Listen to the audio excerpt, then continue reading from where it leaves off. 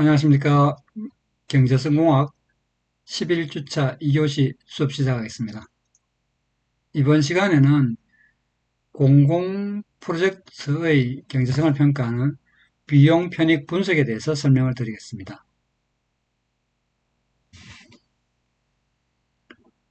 비용 편익 분석은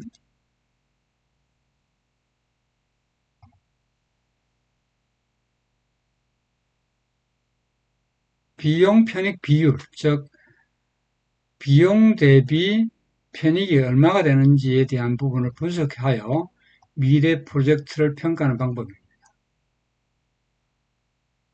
이 비용 편익 분석은 공공 분야 경제에 대한 객관성을 확보하기 위해서 미국에서 처음 개발된 방법론이고요. 이러한 방법이 비용 편익 분석이 공공 투자 의사결정에 주로 사용되는 이유는 기본적으로 적용 기준이 복잡하지는 않습니다. 그 기준이 명확하고, 그런데 단지 이제 비용을 어떻게 추론할 거냐에 대한 어려움이 있지만, 논리 구조가 기준이 매우 복잡하지 않고 단순하기 때문에 현재 국내의 공공 프로젝트에서 이 방법론을 사용을 하고 있습니다. 그러면 이런 비용 편익 분석에서 아마 비용이라는 부분은 여러분들이 처음에 쉽게 이해가 됐을 생각이 될 테고, 편익이라는 것은 그럼 어떤 의미냐? 이 편익이라는 것은 비용 편익 분석에서 편익은 특정 정책이나 프로젝트 또는 투자로 인해 발생한 모든 경쟁적인 효과를 화폐 가치로 환산한 것입니다. 즉, 재화, 서비스, 소비로 얻는 만족감을 객관적 금액으로 측정한 것인데, 그러면 이러한 편익의 핵심적인 정의와 특징을 보면 화폐 가치, 즉 측정 가능한 모든 이익을 금액으로 표현하고, 즉 이 프로젝트로 발생하는 모든 긍정적인 효과에 대한 부분을 금액으로 표현하고,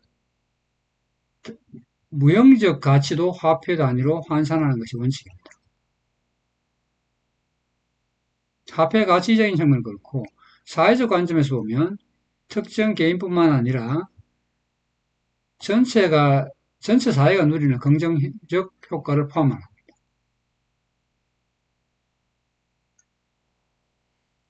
범위는 직접적인 수익뿐만 아니라 외부 효과까지 포함하는 폭넓은 개념이고요.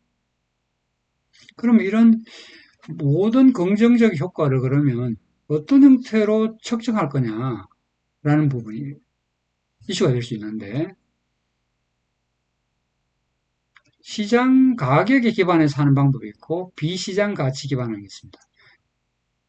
시장 가격이 있는 경우는 시장 가격을 기반으로 하는 게 합리적이겠죠. 시장에서 거래가 되는 경우에는 가격을 편익으로 계산하면 됩니다. 즉, 소비자가 지불하고자 하는 금액을 편익으로 계산하면 되고,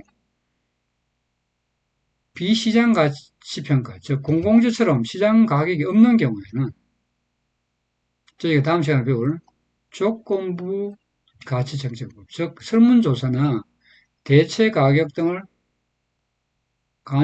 통해서 간접적으로 추정합니다. 이런 부분들이 약간 비용 편익 분석에 있어서의 절차는 명확하지만 해야 되는 과정이나 내용에 대한 부분을 우리가 비용 편익 분석에 있어서 고민을 해야 될 내용이라고 판단이 됩니다. 그러면 기본적으로 비용 편익 분석은 그 프로젝트에 들어간 비용과 그리고 그 프로젝트로 발생되는 모든 경쟁적 효과를 가치로 환산한 편익을 우리가 비율로 나타낸 게 우리가 비용 편익 비율인데, 그 비율을 기반으로 해서 평가하는 방법이 비용 편익 분석이다 라고 이해하시면 되겠습니다. 그러면 이런 것들을 어떻게 평가하느냐 보면, 비용 편익 비율은 비용 대비 편익의 비율입니다. 즉 비용의 등가 대비 편익의 등가인데, 저희가 과거에 저희가 등가를 계산할 때 현재가, 연간 등가, 미래가를 배웠습니다. 그 프로젝트의 비용에 대한 현재가, 그리고 그 비용에 대한 연간 등가, 비용에 대한 미래가를 각각 우리가 계산하면 거기에 해당되는 대비되는 편익의 현재가, 편익의 연간 등가, 편익의 미래가, 이 비율을 계산해서 산출하면 결과는 동일합니다. 어떤 프로젝트에 우리가 수행 여부를 판단할 때 과거에 저희가 현재가 또는 연간 등가 또는 미래가를 하면 결과는 동일하다고 제가 설명을 드렸었고 여러분들 학습을 하였습니다. 이런 비용 편익 분석에서도 개념은 동일합니다. 즉 비용의 현재가 대비 편익의 현재가 비율, 비용의 연간 등가 대비 편익의 연간 등가 대비 비율, 비용의 미래가 대비 편익의 미래가 비율, 이걸 이용해서 계산하면 저희가 비용 편익 비율을 계산할 수가 있습니다. 연간 등가를 계산해서 유리한 게 하면 연간 등가를 사용하면 되고, 현재가를 하는 게 설명이 있다고 생각하면 현재가를 사용하면 됩니다. 그것은 그 상황에 맞춰서 어느 것을 건지를 상황에 맞게 편의적으로 사용을 해도 무방합니다.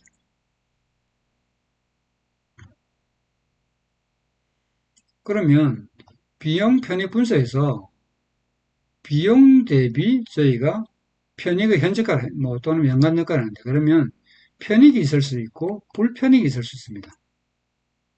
만약에 불편익이 있을 수 있으면 편익에서 불편익을 빼준 비율을 우리가 불편익이 있는 경우에는 불편익을 반영한 수식으로 우리가 적용을 해야 된다.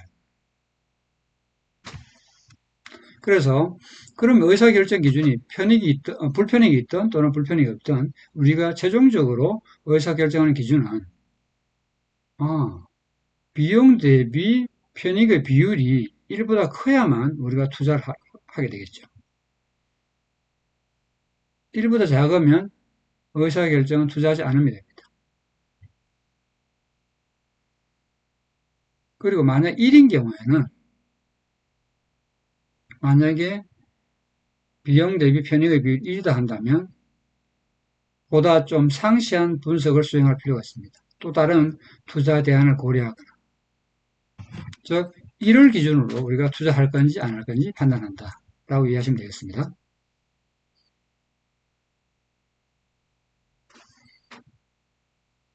근데 이런 비용 편익 비율의 형태에서 보면 전통적인 우리가 비용 편익 비율을 계산할 때는 어떻게 하냐면 초기 투자 비용이 있고 운영 비용이 있을 수 있습니다. 저희가 비용도 초기 비용이 있고 운영 비용이 있으면 이 두 가지를 다 포괄을 하는 게 비용에 포함이 돼야 될 테고요. 분자에는 편익에서 불편익을 빼준 이 부분이 이제 편익이 될 텐데, 이렇게 계산하는 거가 수정된 비용 편익 비율과 관련된 부분 보면 분모에 초기 비용만 두고 운용 비율을 분자로 옮겨진, 즉 편익에서 불편익을 빼주고 운영 비용도 빼준, 즉 편익에서 이 부분을 뺀 이 두 수식을 우리가 전통적인 BC가 있고 수정된 BC가 있는데, 의사결정 결과는 이 두 수식 어느 걸 써도 동일한 의사결정이 나옵니다. 그 이유를 살펴보면 왼쪽 전통적인 BC 레이쇼를 우리가 갖고 와서 만약 1보다 크다라고 두면 이게 전통적 우리가 비용 편익 비율 수식입니다. 이게 1보다 크다 한다면 양쪽에다가 초기 비용 플러스 운영 비용을 곱해주면 여기는 편익, 불편익만 남겠죠. 오른쪽에는 당연히 곱해진 비율이 그대로 남아있겠죠. 아니면 이렇게 수식을 그러니까 크로스로 계산하면 요 수식, 위에 수식으로 아래 수식으로 넘어갑니다. 저는 초기 비용 플러스 운영 비용을 곱했다고 생각해서 그냥 계산하면 이렇게 나올 테고요. 여기서 운영 비용을 왼쪽으로 옮기면 아래 수식으로 취향이 됩니다. 변환이 됩니다. 여기서 다시 초기 비용을 왼쪽으로 옮기면 이렇게 아래 수식으로 변하고 이 수식과 이 수식은 동일합니다. 즉 전통적 편익 비율 수식과 수정된 편익 비율 수식은 동일하다라고 이해하시면 되겠습니다.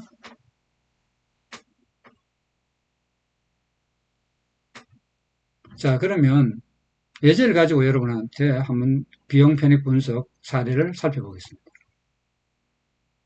단 불편이익은 존재하지 않는 경우로 우리 가정을 하고 살펴보겠습니다. 외래 생물 퇴치를 위한 기술 개발 프로젝트에 관련된 구체적인 내용입니다. 자, 초기 개발 비용은 1억, 연간 운영 비용은 5천만 원, 그리고 그거로부터 발생되는 농작물 제조업자에 대한 편익이 7천만 원 있습니다.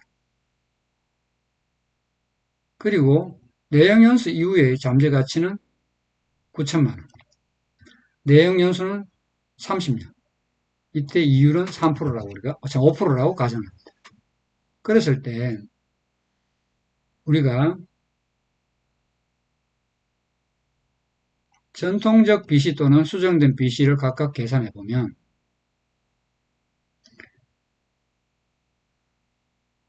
비용, 즉 그러니까 비용 부분만 분모로 오고 분자에는 편익이 됩니다.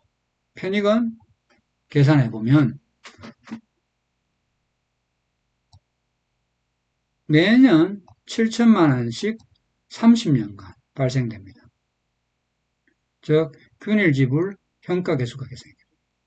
이 7천만 원에 대한 현가 계수 계산해서 현가로 계산하고, 그리고 잔존가치 30년 이후에 9천만 원에 대한 미래가치의 평가 가치를 계산하면 9천만 원에 대한 부분을 계산하죠. 그러면 우리가 편익에 대한 부분이 계산이 됩니다. 즉 불편익은 없다고 우리가 봤기 때문에 편익에는 우리가 매년 발생되는 편익, 농작물 제조업체에 대한 7천만 원, 그리고 30년 이후에 잔존가치, 잠재가치 9천만 원에 대한 현가를 계산하는 9천만 원의 현가, 그걸 합하고, 그리고 비용으로 들어간 부분은 초기 비용 1억 원, 1억 원은 현재 가치이기 때문에 1억 원은 그냥 쓰면 될 테고요. 그리고 연간 운영비 5천만 원, 30년 동안 발생되는 균일 지불 5천만 원에 대한 평가를 계산해서 수식을 풀어내면 전통적 편익 비율은 1.22가 됩니다. 수정된 편익 비율에서 우리가 수정된 부분은 운영비용 부분만 분모로 옮기면 되니까 분모에 있는 걸 분자로 옮기면 되니까 이 부분만을 분자로 옮기게 되겠습니다. 그렇게 계산해보면 비율은 3.30. 전통적 비용 편익 비율이나 수정된 편익 비율의 절대적인 수치는 다르지만 두 개 다 1보다 큽니다. 즉 결과는 동일하다는 거죠. 어떤 부분을 전통적으로 비용 편익 비율을 쓰고 어떤 것은 수정된 편익 비율을 이렇게 혼재해 쓰면 안 되지만 어떤 동일한 기준을 쓰면 결과는 항시 동일하다라는 겁니다.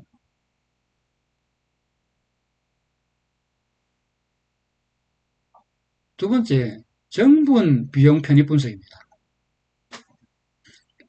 저희가 각 대안들을 비용 편익 비율을 가지고 계산할 때 가장 높은 대안을 선택하는 게 적절하지 않을 때가 있을 수 있습니다. 즉 무슨 말이냐면 투자되는 비용이 다를 때 그러면 그것들에 대한 부분 상대적인 유불리가 다를 수 있기 때문에 저희가 앞에서 우리가 프로젝트의 그 민간 프로젝트의 경우에도 저희가 내부 수익률이나 이와 같은 경우에도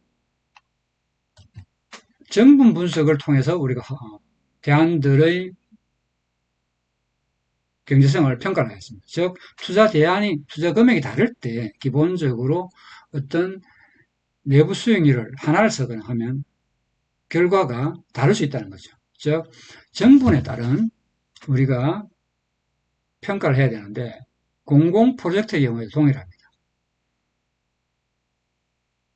즉 정분 비용 편익 비율을 이용해서 배타적인 대안들을 비교 평가하는 데 사용할 수 있다는 거예요. 따라서 다수의 투자 대안이 존재하는 경우에 이런 정분 분석을 통해 가장 우수한 대안을 선택할 수 있습니다. 따라서 이런 비용이 투자되는 비용이 다를 때 이럴 때는 이런 정분 비용 편익 분석을 사용하여 최적의 대안을 선택할 수 있습니다. 그러면 정분 비용 분석을 적용하는 단계를 한번 살펴보겠습니다. 단계는 이렇게 8단계에서 굉장히 복잡한 것 같지만 실질적으로 앞에서 저희가 정분 투자 분석을 할 때 컨셉과 동일합니다. 1단계 모든 대안을 정의를 합니다. 즉 아무것도 하지 않는 대안을 포함하여 우리가 기본적으로 한다고 한다면 아무것도 하지 않는 A0 대안을 정분 분석을 진행할 때 기본적인 대안이 됩니다. 그리고 각 대안들의 현금 흐름을 고려해서 모든 대안들의 각각에 대해서 비용 편익 분석 비율을 계산합니다. 단 이때 비용 편익 비율이 1이 넘지 않는, 즉 투자하지 않는다 할 가치가 없다고 우리가 판단할 기준에 해당되는, 즉 투자 1보다 BC가 1보다 작으면 투자하지 않음으로 우리가 의사결정을 할 수 있는데 이런 대안들을 제외를 합니다. 즉 모든 대안을 정의를 하고 1단계 각 대안에 대한 BC를 계산하는데 이때 1보다 넘지 않는 대안들은 3단계 이후를 진행하지 않는다라는 거고요. 자, 그러면 1보다 큰 대안들에 대한 부분을 우리가 순서대로 나열하는데 나열하는 기준은 낮은 비용부터 높은 비용 순으로 나열합니다. 즉 따라서 아무것도 하지 않는 대안이 가장 빠른 순서에 위치하게 되겠죠.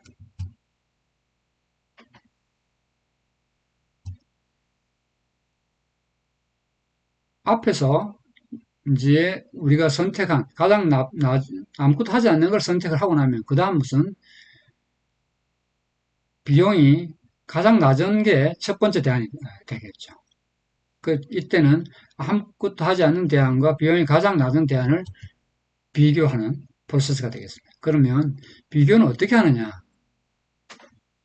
비교하는 방법은 아주 심플합니다. 두 대안의 정분 편익과 정분 비용을 계산합니다. 이 정분 편익과 정분 비율을 계산해서 이게 1보다 크냐 작으냐, 즉 1보다 크면 새로운 대안, 정분이 되는 부분을 선택을 하고 1보다 작으면 정분이 되지 않는 것을 선택을 합니다. 즉 비용 대비 편익이 정분에 따른 부분이 1보다 크면 비용이 커지는, 즉 정분이 되는 대안을 선택을 하고 그렇지 않으면 선택하지 않는다는 거예요. 이와 같은 단계를 모든 대안이 끝날 때까지 선택을 하고 마지막에 남는 대안을 우리가 최적의 대안으로 선택을 합니다. 그 단계는 굉장히 8단계로 복잡하지만 기본적인 프로세스는 그렇게 복잡하지 않습니다. 무슨 말씀이냐면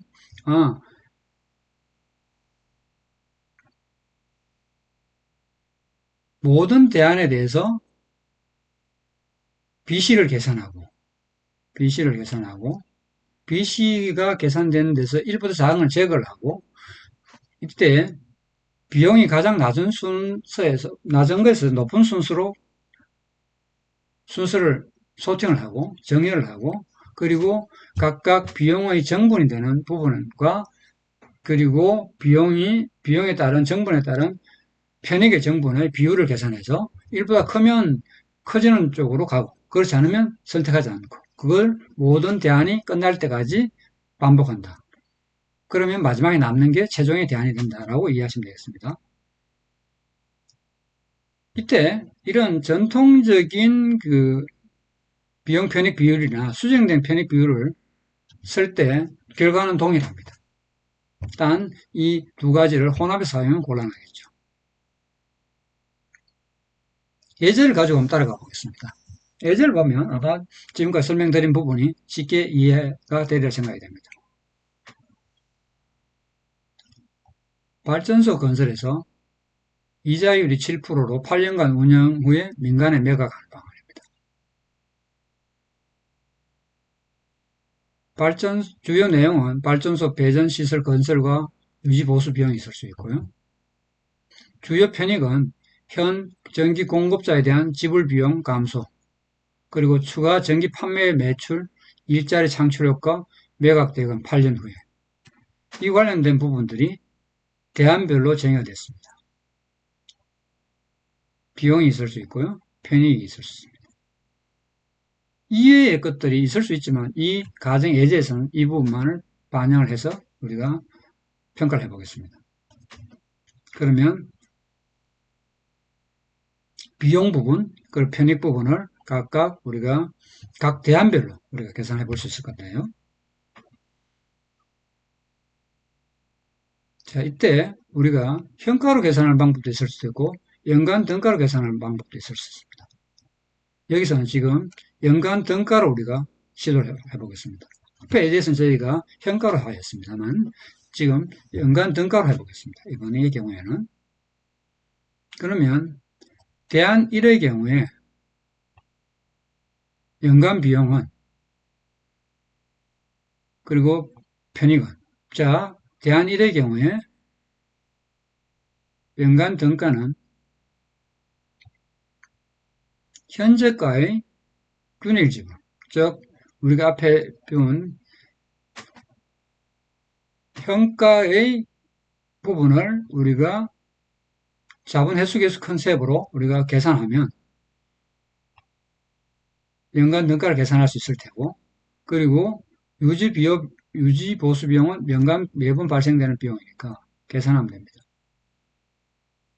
구축 초기 비용에 대한 부분을 우리가 자본 회수계수 컨셉에서 계산해서 이것을 계산하면 7.865. 편익은 연간 지불 비용 감소 7억, 그리고 연간 매출 부분, 그리고 일자리 창출 부분, 그리고 매각 비용 10년 후에 10억에 대한 부분을 연간 등가로 계산해내면 8.3억이 나옵니다. 그래서 대안 1에 대한 부분은 연간 등가 비용은 7.865억 원이고 편익은 8.3억 원입니다. 따라서 이때 BC를 계산하면 1.055가 되는데 대안 2의 경우에도 동일한 방법으로 대안 1과 동일한 방법으로 계산하면 연간 등가가 비용 측면에서 8.15, 편익 측면에서 7.72가 나옵니다. 이 경우에 보면 0.947, 즉 비용 편익 비율이 1보다 작습니다. 나머지 3, 4에 대해서도 동일한 방법으로 계산해내면 이와 같은 표로 계산이 가능합니다.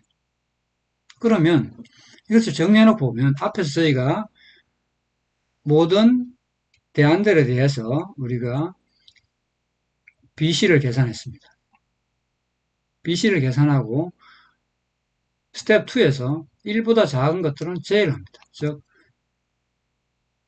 BC가 1보다 작기 때문에 이 부분은 1보다 작다. 따라서 대안2는 우리가 정분 비용 편입 분석에서 일단 2단계에서 제외가 됩니다. 나머지 3단계로 이제 가보면 저희가 아무것도 하지 않는 대안 대비 대안 1에 대한 부분을 우리가 정분 비용 편입 분석을 통해서 계산합니다. 계산하면 비용은 7.865 증가됐고요. 그리고 편익은 8.3 증가되었습니다. 즉 아무것도 하지 않는 대비해서 우리가 대안1은 비용적인 측면 그리고 편익적인 측면을 정분 비용 편익 분석을 하면 비율이 1.055입니다. 즉 1보다 큽니다. 즉 아무것도 하지 않는 것보다는 대안1이 좋기 때문에 자 대안1이 베이스 기본 대안이 됩니다. 다음 단계에서 그러면 우리가 비교하는 대안은 어느 게 되느냐 하면 대안3이 대안4 대비해서 연간 등가에서 비용이 작기 때문에 9.15로 작습니다. 따라서 우리가 대안 3, 1과 3을 비교합니다. 대안 1과 3의 비용과 편익의 정분을 각각 계산해 보면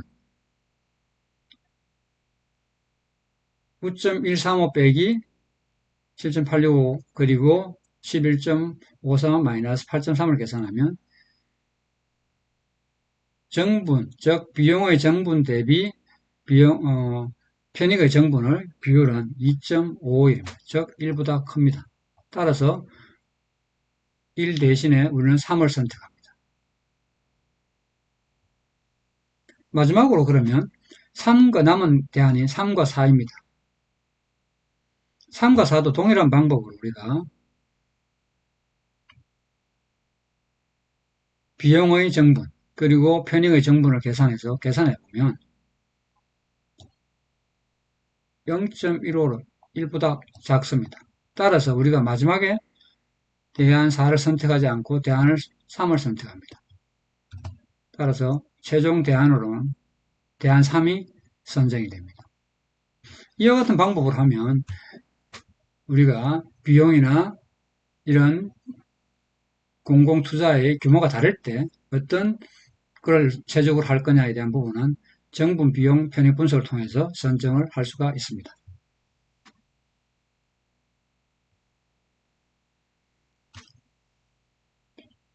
기본적으로 이번 시간에 배운 비용 편익 분석에 대한 개념을 좀 이해하시면 되겠고요. 그리고 이때 편익을 어떻게 계산할 수 있는지에 대한 부분은 다음 시간에 일부 배우겠지만 기본적인 컨셉을 이해하시기 바랍니다. 그리고 비용 편익 분석에서 전통적인 BC와 수정된 BC는 동일한데 기본적으로 운영 비용을 분자로 옮긴 부분이 우리가 수정된 BC다 라고 이해하시면 될 것 같고요. 그리고 정분 비용 편익 분석 적용 8단계에 대한 부분을 이해하시기 바랍니다.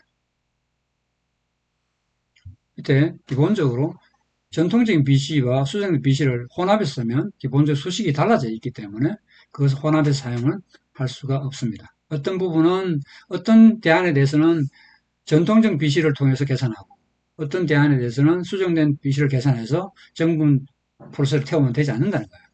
그래서 혼합해서 사용하면